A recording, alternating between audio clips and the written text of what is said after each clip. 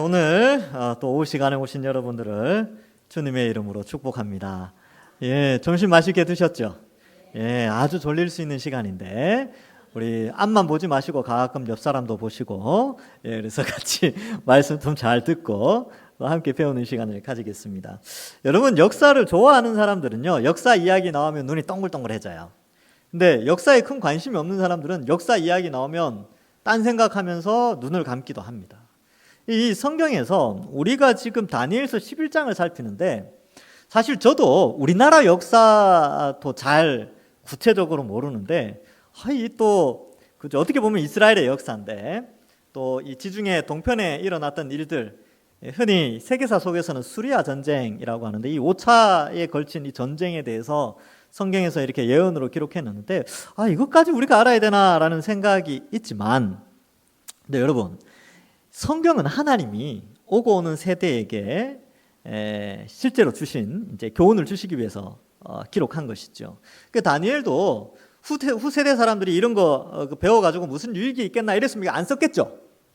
그런데 의미가 있으니까 또 하나님이 다니엘을 통하여 그의 심령에 감동을 주셔서 이 다니엘 11장을 기록하게 한 것은 이유가 있습니다. 특별히 10장, 11장, 12장은 예수님이 나타나셔서 이 환상을, 이 예언의 이런 상황들을 설명해 줬기 때문에 우리가 여기서 얻는 교훈이 꽤 크다는 것을 알 수 있는 것이죠. 그래서 여러분, 이 다니엘 11장의 내용이 좀 다소 지겨울 수도 있고, 그 왕이 그 왕 같고 이름도 어렵고 뭐 북방왕 남방왕 이야기하는데, 그죠? 뭐 이런 이야기 지난번에 했던 이야기 같은데 또 하는 것 같기도 하고, 그렇지만 그래도 성경에 기록되어 있기 때문에, 또 이 짧은 이 본문이지만 여기에 하나님이 도대체 우리에게 어떤 생각을 하게 하실까 한번 생각도 해보고, 또 여러분, 그 드라마 중에 아주 정치 드라마 이런 거 있잖아요. 이렇게 이제 누가 왕을 세우고 막 이렇게, 또 얼마 전에 했던 저는 잘 모르지만 그 자기 아들을 왕 세우기 위해서 막, 그죠? 그 엄마의 그런 고분분투하는 그런 조선시대 배경으로 한 그런 드라마들. 근데 이 11장의 내용이 그와 아주 흡사해서요, 그냥 읽으면 재미는 없는데 세계사를 가지고 본문을 또 살피면 나름 또 재미가 있습니다. 그래서 제가 이게 연출력이 좋아야 되는데, 보통 이게 드라마 그 감독들이 연출을 같은 극본이지만 연출을 어떻게 하느냐에 따라서 그 맛이 다르지 않습니까? 그죠? 제가 이 연출을 오늘 잘해야 될 텐데 기도하는 마음으로 올라왔습니다. 자, 우리가 지금 이 배경은 어떻게 되냐면, 이스라엘을 중심으로 해서 위쪽에 수리아, 흔히 시리아라고 오늘날에는 표현을 하고요, 남쪽에 이집트라고 합니다. 근데 사실은 수리아 땅의 왕이 실제 수리아 본토배기가 아니에요. 이집트 땅의 왕도 이집트 본토배기가 아닙니다. 다 헬라 제국에서 넘어온 장군들에 의해서 세워진 왕조들이에요. 그래서 수리아 쪽 왕조를 만들었던 헬라의 장군이 셀리오쿠스, 남쪽 이집트 땅을 차지했던 헬라의 장군이 이 프톨레마이오스였습니다. 근데 이들이 그 왕이 되면서 그 왕조가, 그 자녀들이 이제 왕이 되어 가죠. 그래서 본토배기에서, 우리 표현으로 본토에서 난 사람들이 왕이 된 것이 아니라 이 헬라에 의해서 왕이 세워지는 그런 상황이 된 것이죠. 그래서 이러한 배경 가운데 오늘 좀 살펴볼 내용이 있는데, 여러분 이 화면을 한번 봐주시겠습니까? 이렇게 보시면, 지금 이스라엘이 여기 있습니다. 여기, 그죠? 여기 이스라엘이 있어요. 근데 이 셀루코스 지배 지역이 이렇게 넓게 있었고요. 그 다음에 프톨레마이오스 지배 지역이 여기 남쪽, 여기 이집트, 아프리카, 리비아 이쪽입니다. 그래서 요 지역을 차지하고, 이 프톨레마이오스는 이쪽도, 요 부분도 같이 차지했는데, 나중에 셀루쿠스가 요 지역까지 다 차지해버려요. 얼마 지나지 않아서. 그리고 이제 이 이스라엘을 중심으로 해서 아래 위로 이렇게 오르락 내리락 하면서요, 이스라엘을 중심으로 전쟁을 어마어마하게 합니다. 몇 차례 대전쟁을 하냐면 5차례. 근데 작은 전쟁까지 합치면 한 수차례 더 있어요. 근데 일반적으로 세계사에는 몇 차 수리아 전쟁, 이렇게 해서 보통 5차까지 큰 전쟁이 있게 됩니다. 그래서 이 셀루쿠스 왕조의 후손들과 프톨레마이오스 왕조의 후손의 각각의 왕들이 이 전쟁을 지겹도록 합니다. 몇백 년 동안. 그래서 그 왕들의 이름이 어떻게 되느냐 하면 이렇게 되어 있습니다. 요 표 지난번에도 제가 할 때 봤죠. 그래서 오늘 본문은 이 안티오쿠스 3세가 죽고 나서 그의 아들, 큰 아들이었던 셀류쿠스 4세, 그리고 둘째 아들이었던 안티오쿠스 4세에 대한 이야기, 그리고 이들 사이에 남쪽 왕이었던 프톨레마이오스 6세 필로메토르에 관한 이야기가 나옵니다. 근데 이 필로메토르는 클레오파트라 1세예요. 1세. 자, 또 말씀드립니다. 영화에 나오는 클레오파트라 있잖아요. 영화 보셨죠? 옛날에 엘리자베스 테일러 나온 클레오파트라는 클레오파트라 7세입니다. 7세. 한참 후의 이야기예요. 1세고 필로메토르의 동생이 프톨레마이오스 7세가 있고요. 이들의 누이가 한 명 있었는데 그 누이는 클레오파트라 2세였어요. 하여튼 얘네들은 이름을 그렇게 지었나 봐요. 하여튼 이름이 길어요. 우리나라 이름 정말 좋습니다. 3글자, 4글자 혹은 2글자 얼마나 편합니까? 얘네들은 뭐 프톨레마이오스 6세 필로메토르, 안티오쿠스 4세 에피파네스. 아유, 이름이 벌써 10자가 넘어가요. 자, 그래서 요 사람들에 대한 내용이 이제 20절부터 27절 그 이하에 나오는데 여기 앞에 내용도 우리가 앞서서 다 살폈습니다. 그렇죠? 그래서 오늘은 여기에 나오는 배경들을 좀 살펴보고요. 지금 보세요. 클레오파트라 1세는 셀류쿠스와 안티오쿠스 4세의 누이입니다. 누이. 그죠? 그러면 클레오파트라를 통하여서 클레오파트라 1세가 여기 프톨레마이오스 5세를 통해서 낳은 아들이 프톨레마이오스 6세인데 셀류쿠스 4세나 안티오쿠스 4세의 조카가 프톨레마이오스예요. 맞죠? 여동생이든 누나의 아들이니까. 그런데 삼촌과 조카 사이의 전쟁이에요. 근데 나라가 다르니까 그렇게 되는 것이죠. 그리고 이 클레오파트라 1세는 이집트로 시집 가가지고 완전히 이집트 사람이 돼버립니다. 이집트 쪽으로 다 기울어요. 그래서 여기 안티오쿠스 3세가 딸 보내가지고 이집트 먹으려고 그러다가 실패를 하죠. 그런 배경이 좀 있습니다. 원래 정치라는 게 그래요. 이랬다 저랬다 하고 앞을 내다볼 수가 없습니다. 자, 그래서 이제 20절에 보시면 이렇게 되어 있습니다. 그 왕위를 이을 자가, 그의 왕위가 누구냐면 안티오쿠스 3세의 왕위. 여기 표에 보시면 여기 나와 있죠. 안티오쿠스 3세의 이 왕위를 이을 자가 이제 등장하게 되는데, 이제 셀류쿠스 4세예요. 이 셀류쿠스 4세가 압제자를 그 나라에 보냅니다. 왜 압제자를 보내냐 하면 지금 선대 안티오쿠스 3세가 전쟁하면서 많은 빚을 지게 됩니다. 군인들에게 또 사람들에게 돈을 지불해야 되는데 세금이 모자라는 거예요. 그래서 어떻게 하냐면 조세 징수자를 파견을 해서 세금을 거두게 됩니다. 그래서 그 조세 징수자의 이름이 헬리오도루스. 이게 이제 로마 역사와 또 요세푸스의 역사의 기록에 보면 이 세금 징수자의 이름이 헬리오도루스라는 사람인데, 이 헬리오도루스가 압제자로서 온 나라를 다니면서 이제 세금을 강하게 징수하게 됩니다. 자, 그런데 이 이제 왕위를 이을 자가 압제자를 그 나라에 쭉 보내고요. 또 그는 분노함이나 싸움 없이 몇 날이 못 되어 망하게 됩니다. 이 그가 누구냐면 오늘 본문에서 그라는 단어가 많이 나옵니다.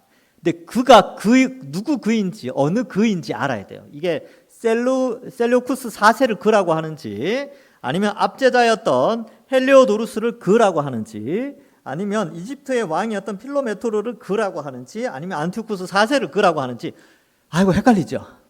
근데 여기 보면 다 그라고 돼 있어요. 그러니까 이 그를 어떻게 번역하냐에서 내용이 완전히 달라집니다. 그래서 아주 복잡한 구절이 20절부터 27절인데 저희 이거 몇 번 읽었는데도 헷갈려요. 그렇지만 잘 봐야 되겠죠. 자, 그래서 이제 이 셀류쿠스 4세가 압제자를 보냈는데 이 압제자였던 헬리오도루스 세금 징수관이요 반역을 일으킵니다. 어떤 이렇게 이제 누군가의 도움을 받아서 반역을 일으켜서 셀류쿠스 4세를 몰아내요. 그리고 그의 어린 아들인 데메트리우스를 왕으로 세우고 섭정으로 헬리오도루스가 섭정을 하려고 합니다. 그러니까 이제 왕의 아들이었던 데메트리우스를 그대로 세우되 이제 이 헬리오도루스가 이제 그 어린 왕이 어렸기 때문에 어린 왕을 막 지시하고 막 그렇게 했어요. 이런 경우가 종종 있기도 하죠, 그죠? 자, 그래서 여기 보면 몇 날이 못 되어 망한다라고 돼 있는데 누구냐면 그게 여러분 아까 표에 보시면 안티오쿠스 3세의 큰 아들이었던 셀류쿠스 4세가 통치를 길게 하지 못하고 일찍 이제 물러나게 됩니다. 21절에 보면 또 그의 왕위를 이을 자는 한 비천한 사람이라 이렇게 됐죠. 여기 그의 왕이라고 되어 있는데 그가 누구냐면 셀류쿠스 4세 앞에서 죽은 사람. 그러면 앞에서 죽은 사람의 아들이 원래는 왕을 이어가야 되는데 비천한 사람이 얻게 되는 거예요. 비천한 사람. 그래서 그의 왕위를 이을 자는 한 비천한 사람이라고 되어 있는데 이 비천한 사람이라고 표현한 것은 이 셀류쿠스 4세의 아들이 아니라는 거예요. 자, 그러면 다시 한 표를 보시겠습니다. 다시 표를 보시면 자, 지금 이 셀류쿠스 4세가 있었는데 세금 징수관이 있었다 그랬죠. 그래서 아버지 이 안티오쿠스 3세가 빚을 많이 졌기 때문에 세금을 강제적으로 많이 거두게 됩니다. 그의 이름이 헬리오도루스. 이름이 참 어려워요. 자, 이 헬리오도루스인데 이 헬리오도루스가 누군가의 사주를 받고 셀류쿠스 4세를 몰아내고 요 아들이었던 데메트리우스. 그래서 통치할 수 없을 만큼 어렸대요. 그래서 요 사람을 왕으로 세우고 자기가 섭정을 하게 되는 겁니다. 여러분 권력을 한번 맛본 사람은요 헤어날 수가 없어요. 그래서 왕이 되고자 이게 정통 아들에게만 물려줄 수 있는데 데미트리우스가 이제 이 왕이 됐을 때 헬리오도루스가 통치를 하게 되는 것이죠. 근데 여기 한 비천한 사람이 등장하게 됩니다. 이 비천한 사람이 누구냐 하면 여기 안티오쿠스 4세예요. 셀류쿠스의 동생인데 지금 자기 조카가 왕으로 올라가 있는데 헬리오도루스라는 사람이 이 조카를 대신해서 정치를 하고 있거든요. 그러니까 안티오쿠스 4세가 요 기회를 노리게 됩니다. 그래서 한 비천한 사람이라 나라의 영광을 그에게 주지 아니할 것이나 원래는 그 왕위는 아들에게 전달되지 형제에게 전달되지 않거든요.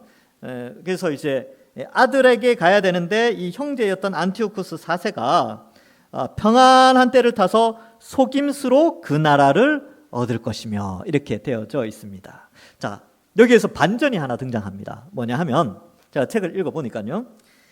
헬리오도루스에게 셀류쿠스 4세 자기 형을 죽이라고 한 사람이 사실은 안티오쿠스 4세라는 거예요.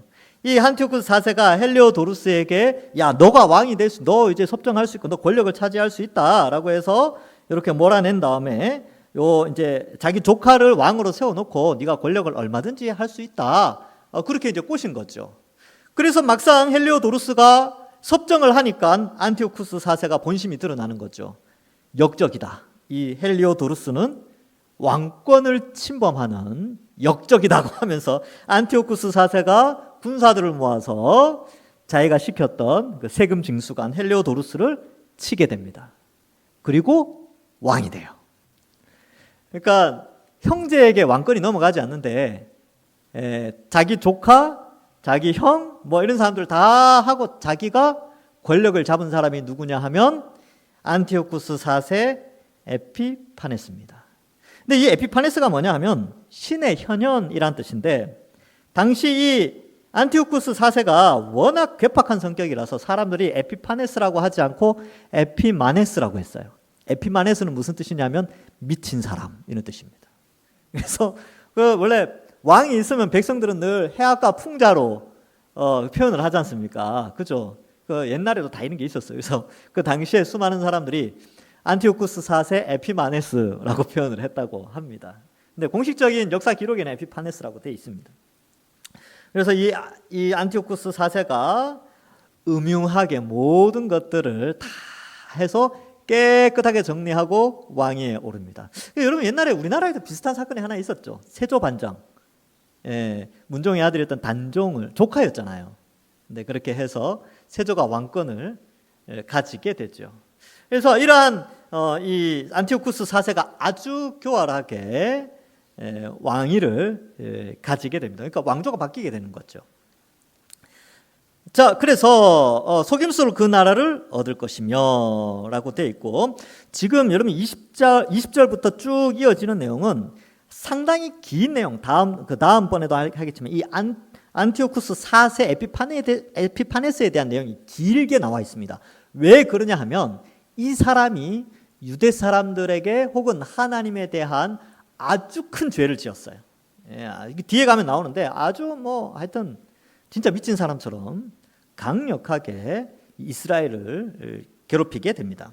자, 어쨌든 22절에 보니까 넘치는 물 같은 군대, 이 에피파네스 안티오쿠스 4세에 의하여서 이제 군대가 그에게 넘치죠. 이 여기에 나오는 그에게 넘친다라고 하는 이 그는 누구냐면 앞에 나왔던 압제자 헬리오도루스를 의미합니다. 그로 말미암아 피할 것이요 동맹한 왕도 그렇게 될 것이며, 이 동맹한 왕이 누구냐 하면 여러 가지 해석이 있는데 칼빈 같은 경우는 남방왕이라고 하는데, 실제로 남방왕을 표현할 때 다니엘은 항상 그 남방왕이라는 표현을 써요. 근데 여기는 동맹한 왕이라고 했기 때문에 이집트의 왕이 아니라 당시 유대의 오니아스 3세를 의미한다, 이렇게 대부분의 주석가들이 해석을 하고 있습니다. 자, 여러분 화면을 좀 바꿔주시면, 자, 제가 하나 설명해 드릴 게 있습니다. 여러분 여기 이제 포로 이후에 포로기 때 유다 사람들이 포로로 잡혀가 있다가 3차에 귀환을 해요. 1차 때는 고레스 원년에 고레스 대왕 때에 이때 1차 귀환을 하고요. 2차와 3차는 이 아닥사스다 왕 때 합니다. 이때 에스라 느헤미야에 의해서 2차와 3차에 의해서 포로 귀환이 일어나요. 요 기간은 상당히 길죠, 여러분. 꽤 긴 시간 후에 2차, 3차가 일어나고요. 근데 이 아르타크세르크세스라고 하는 이 아닥사스다 왕, 근데 아르타크세르크세스는 4세까지 있어요. 그래서 여기도 이름이 많아요. 다리오라는 이름을 가진 사람도 많고, 아닥사스다라는 왕도 많이 등장합니다. 근데 이 아닥사스다 왕 때에 무슨 일이 일어나냐면 아주 큰 일을 하나 이 페르시아 왕이 하나를 해요.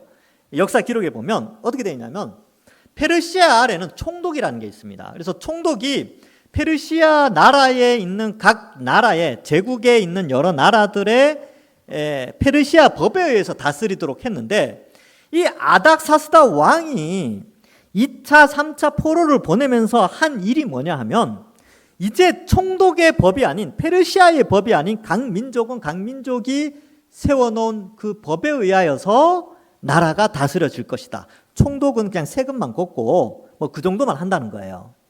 그러니까 각 나라의, 요즘으로 치면 지방 분권화된 시대에 지방 권력이 엄청나게 세지는데, 그 권력의 중심에 누가 있냐 하면 바로 대제사장이 있었어요. 왜냐하면 율법을 배우고 가르치는 사람이 대제사장이었거든요. 그러니까 이 느헤미야나 이런 사람들은 총독으로 갔지만 나중에 총독 제도가 약화되면서 대제사장, 각 다른 나라들도 똑같아요. 각 다른 나라에서 법을 집행하는 법에 의해서 나라가 다스려지는데, 이스라엘은 독특하게 율법이라는 게 있고 그 율법은 대제사장의 권한 아래 있었어요.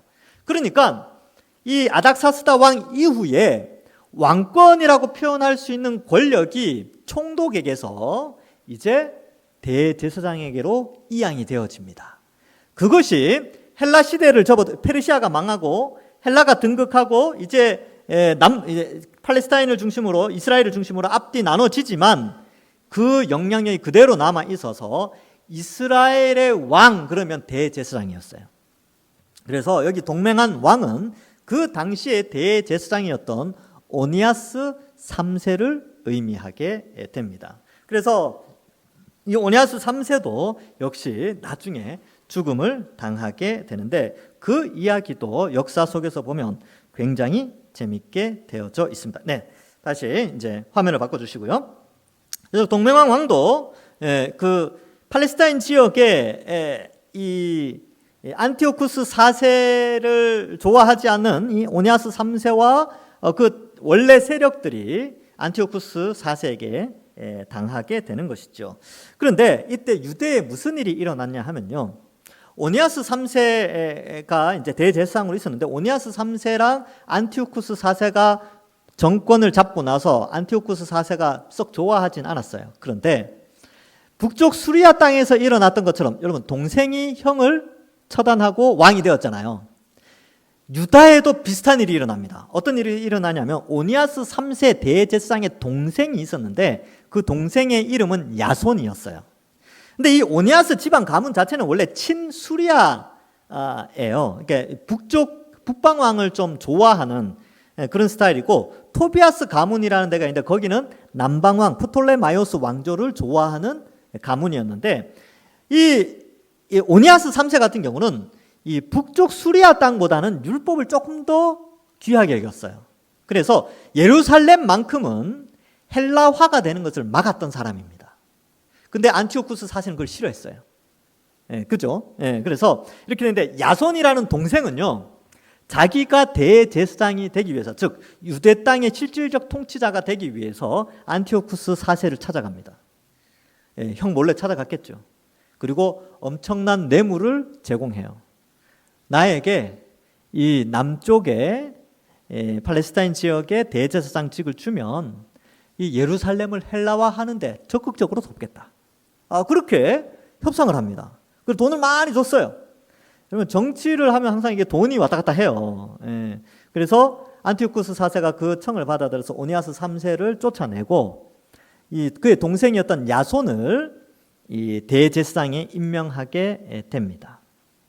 근데 그 모습을 본 사람이 있었는데 그 사람이 누구냐 하면 그 토비아스 가문, 즉 오니아스 가문과 토비아스 가문이 늘 대척점이었는데 친 이집트, 친남방 쪽에 속하였던 토비아스 가문의 한 사람이 그걸 보게 돼요. 그 사람의 이름이 누구냐면 메넬라우스. 이름이 다 어려워가지고. 메넬라우스라는 사람이 야손이 왕이 되는 걸 봤거든요. 보니까 저 야손이 안티오쿠스 4세에게 뇌물 먹여서 대제사장이 되니까 이 메넬라우스가 안티오쿠스 4세를 찾아갑니다. 원래 메넬라우스는 집안은 친이집트파예요. 즉 프톨레마이오스 왕조와 결탁되어 있는데 이 메넬라우스가 배신을 하고 북쪽을 찾아가서 이 안티오쿠스 4세, 그가 이제 세력을 가지고 있었기 때문에 그에게 대제사장직을 요구하게 되고 그는 야손이 준 뇌물보다 훨씬 많은 금액을 주게 됩니다. 안티오쿠스 4세 입장에는 어떨까요? 전쟁도 해야 되고 이제 앞으로 남방왕과 전쟁을 해야 되는데 많은 돈이 필요했거든요. 그런데 이 사람 세워놓으면 더 많은 돈을 거둘 수 있겠다 싶으니까 메넬라우스를 이제 대제사장으로 임명하게 되고 이 메넬라우스는 오니아스 3세를 불러냅니다. 그래서 성전에 있어서 성전 안에서는 사람을 죽일 수 없으니까 속여가지고 이 오니아스 3세를 불러내고 들판에서 오니아스 3세를 살해하게 됩니다. 유다 땅에서는 그런 일이 있었어요. 그래서 유대 역사가인 요세푸스나 뭐 여러 그리스 지역의 이제 역사가들이 그런 내용들을 다 담고 있어요. 성경에는 이제 굳이 그건 안 나오는데 지금 아주 그런 상황들이에요. 그러니까 참 이 정치가 얼마나 쌀벌한가를 또 보여주지요. 자, 그래서 이러한 상황에 있어서 동맹왕 왕도 그렇게 오니아스 3세도 이제 죽게 됐죠. 자, 23절에 보면 그와 약주한 후에 그럼 그는 누구냐 하면 여기서 이제 다시 스토리가 다시 뒤로 백합니다. 뒤로 다시 돌아가요. 그와 약주한 후에 그가 누구냐 하면 압제자입니다. 그리고 약조한 그는 안티오쿠스 4세고 약조한 사람은 헬리오도루스. 압제자와 안티오쿠스 사이에 약조를 했는데 그는 거짓을 행하여 올라올 것이요. 여기에서 그는 누구냐면 안티오쿠스 4세예요. 그러니까 아까 말했죠. 이 헬리오도루스와 안티오쿠스 4세가 연합해서 형인 셀리오쿠스 4세를 몰아냈는데 헬리오도루스에게 큰 혜택을 주겠다고 했지만 결국 안티오쿠스 4세가 역시 헬리오도루스를 처단하고 자기가 왕이 됩니다. 뭐 그걸 이야기를 하고 있어요. 그래서 소수의 백성을 가지고 세력을 얻어 왕권을 차지하게 됩니다. 왜냐하면 그에겐 정당성이 있었거든요.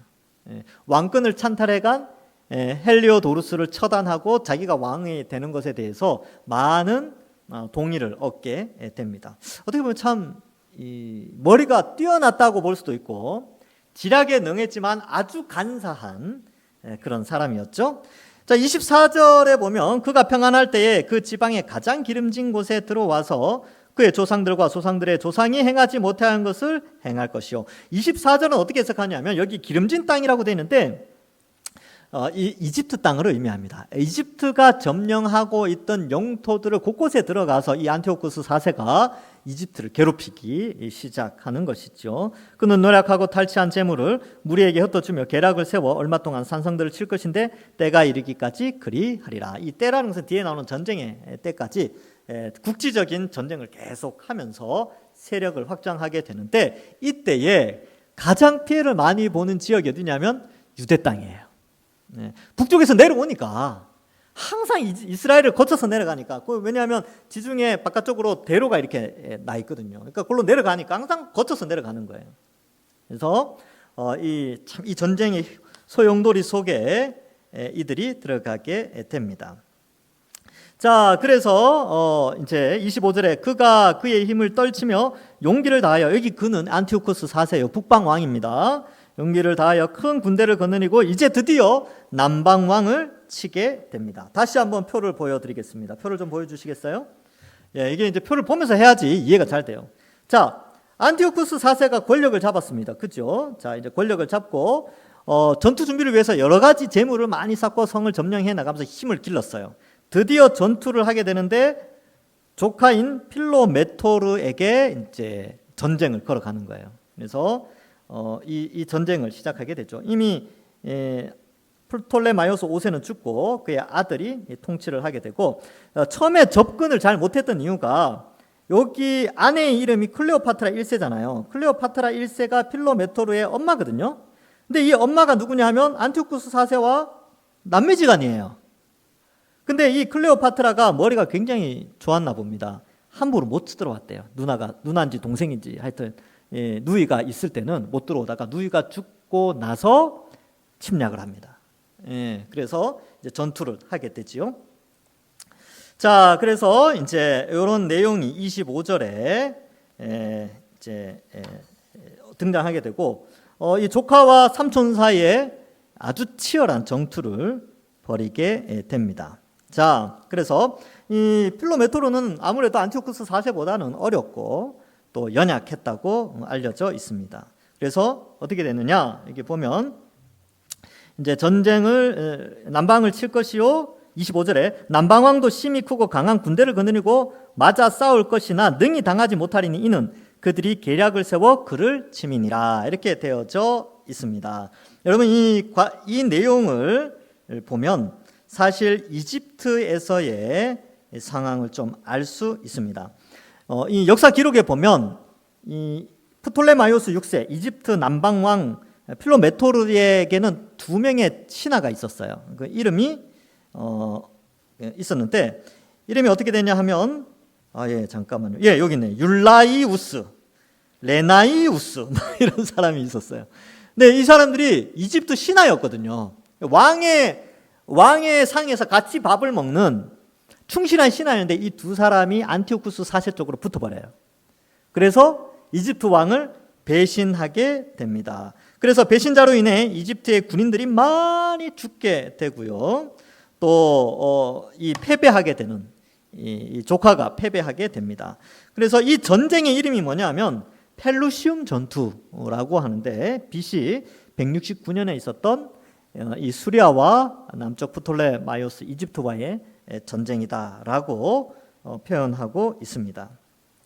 그런데 왕이 조카이기 때문에 살려둬요. 대신에 안티오쿠스 4세가 이집트를 조카를 통해서 다스리는, 그래서 조공을 받겠죠. 하여튼 그런 형태로 이집트를 치게 됩니다. 그리고 엎드러져 죽게 되고요.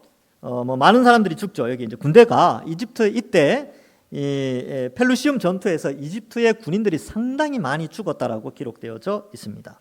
27절, 드디어 마지막 절입니다. 소망을 가지십시오. 근데 이 이야기가 다음에 또 계속돼요. 자, 어쨌든 이 두 왕이 마음을 서로 해하고자 하여 한 밥상에서 앉았을 때 거짓말을 할 것이라 일이 형통하지 못하리니 이는 아직 때가 이르지 아니하였으므로 그 일이 이루어지지 아니할 것입니다. 아주 추상적으로 27절 한 절에 기록되어 있는데 역사의 기록에 보면 이렇게 되어 있어요.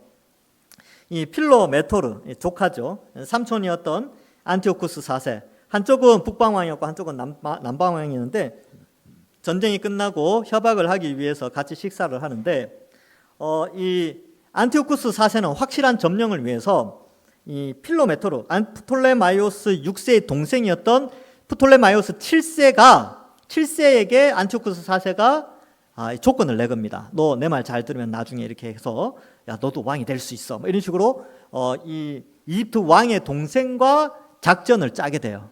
그래서 오케이 이렇게 해서 이제 상을 차리고 협약을 하는데 그 동생이요 형과 의리를 지켜요.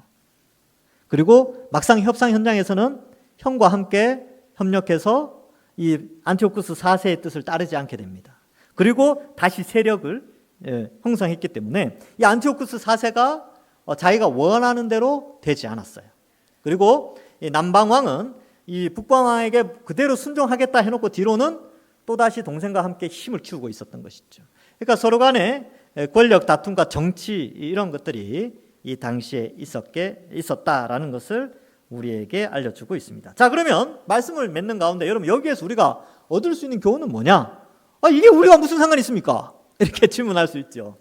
여러분 이스라엘의 위치가 그래서 중요해요. 사실 이것은 세계의 역사고 성경에 굳이 기록될 필요가 없다라고 우리가 생각할 수 있지만 지도에서 보셨듯이 북방왕과 남방왕이 전투할 때 그 사이에 항상 유대가 있었고 지금 다니엘이 지금 페르시아 시대 초반에 이제 바벨론이 끝나고 페르시아 시대 초반에 이것을 기록하면서 페르시아는 멸망될 것이다. 그리고 페르시아 이후에 유대 땅에는 BC 2세기에는 이런 일들이 일어날 것이다라는 것을 기록을 통하여서 다가올 후손들에게 메시지를 던져주는 것이죠. 북방왕이 너희를 점령하든 남방왕이 너희를 점령하든 너희의 주권자는 하나님이시다. 이것을 가르쳐주고 있는 거예요. 그래서 누구에게 북쪽에 빌어붙든지 남쪽에 빌어붙든지 그건 중요한 것이 아니야.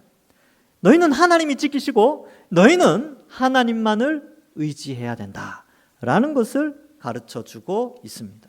여러분 교회도 마찬가지지요. 교회도 여러분 우리도 이 세상 정치 안에 교회가 존재합니다. 우리나라도 마찬가지지요. 그렇죠? 이쪽에 속할 것이냐 이쪽에 속할 것이냐 정치는 늘 그래요.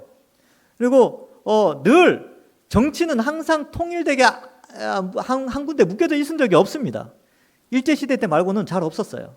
조선시대 때 보면 노론, 소론, 남인, 서인 얼마나 나눠져서 싸웠습니까? 지금은요. 지금도 똑같아요. 여러분 역사는 반복됩니다. 그럼 그리스도인들은 이 상황 속에서 어떤 판단을 해야 되겠습니까? 여러분 이쪽에 응원해야 될까요? 아니면 이쪽에 응원할까요? 아니요. 우리는 이렇게 이쪽이 정권을 잡을 수도 있고 이쪽이 정권을 잡을 수도 있고 역사는 그렇게 왔어요. 어느 정권이 들어서든지 우리는 하나님 바라보고 믿음 생활 잘하면 됩니다. 하나님 의지하시면 돼요. 그래서 이쪽으로 가야 우리가 살아남아. 그러면 이제 친수리아파가 되든지 아니야 우린 이쪽으로 가야 우리가 살아남아. 친이집트파가 되든지 뭔가를 선택하게 되는데 영원하지 않다. 우리는 하나님을 의지하고 하나님의 법에 따라서 살아가면 되는 겁니다. 여러분 앞으로 미래도 마찬가지. 주님 오실 때까지 우리의 정치 상황이 어떻게 벌어질지 몰라요. 지금 신냉전주의라고 하죠. 불과 100년 전과 지금의 또 차이가 엄청나잖아요. 50년 전과 지금의 정치 차이도 확연히 다르고 앞으로 30년, 50년 후에 정치는 어떻게 벌어질지 몰라요. 어떠한 미래가 펼쳐지더라도 교회는 정치에 휩쓸리는 것이 아니고 하나님을 바라봐야 됩니다. 이걸 중심으로 가는 것이죠. 그래서 각자 성향 알아서 판단하십시오. 나는 이쪽 붙을란다. 나는 이쪽 붙을란다. 괜찮아요. 이쪽 응원하고 이쪽 응원하면 돼요. 그러나 우리는 교회 안에서는 하나님을 의지하고 하나님으로부터 하나 돼야 됩니다. 그래서 지혜롭게 사실 세상은 어떻게 될지 몰라요. 수리아와 남쪽 프톨레마이오스가 영원한 것 같았어요. 아니요. 나중에 로마가 한번 쓱 휩쓰니까 다 끝났어요. 그럼 로마를 의지해야 됩니까? 아니지요. 예수님 붙잡아야 된다니까요. 복음서에서 배우는 게 그거잖아요. 그래서 이러한 우리 그리스도인들은 이 세상의 눈에서 뛰어넘어 하나님 나라를 바라보면서 어떻게 내가 하나님 나라의 백성으로 살아갈 것인가, 이 믿음을 잘 지켜나갈 것인가를 생각하면서 우리의 생애를 믿음으로 살아가시는 우리 모든 주의 백성들 되시기를 주님의 이름으로 간절히 축원합니다. 기도하겠습니다. 하나님 감사합니다. 남방왕과 북방왕의 전투 사이에 이스라엘이 남겨져서 여러 가지 고난을 당했던 그때나 또 지금처럼 여러 가지 교회가 외부의 여러 가지 문제로 그 중심에 있는 가운데 있습니다. 이러할 때일수록 우리는 성경을 통하여서 하나님만을 바라보며 살아갈 수 있도록 축복하시고 우리가 이 세상에 어느 곳에 편승하여서 살아가는 그런 자들이 아니라 하나님 나라의 백성답게 성경적 가치관으로 이 땅을 분별하며 살아가는 저희들 될 수 있도록 축복하여 주시옵소서. 그리하여서 하나님 어떤 외부의 어려움과 또 죽음과 고난과 때로는 전쟁과 또 질병과 전염병과 어떠한 상황이 속해 있다 하더라도 좌우로 흔들리지 않고 믿음 생활 잘하여 주님 다시 오실 그날을 소망하며 살아가는 믿음에 굳게 서 있는 우리들 다 될 수 있도록 인도하여 주시옵소서. 이번 한 주간도 하나님 백성답게 당당하게 세상에서 살아가는 저희들 되게 하여 주실 줄 믿사옵고 예수님의 이름으로 기도하옵나이다. 아멘.